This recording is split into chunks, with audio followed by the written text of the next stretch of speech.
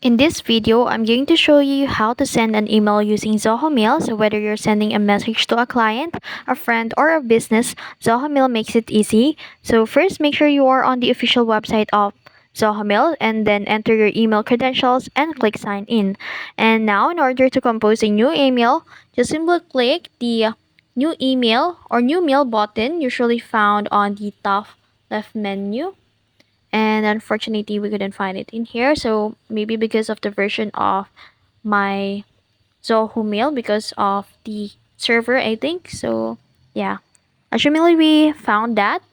So click on the new mail button, and a window will appear, and then into the to field, type the recipient's email address, for example, gwenzandra@gmail.com, or a links.company.com. And then if you accidentally enter a chase email like at Calsver.com, simply remove it and enter the correct one.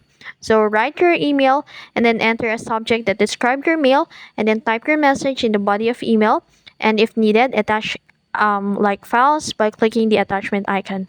So this is kind of look like of how you send email from Gmail.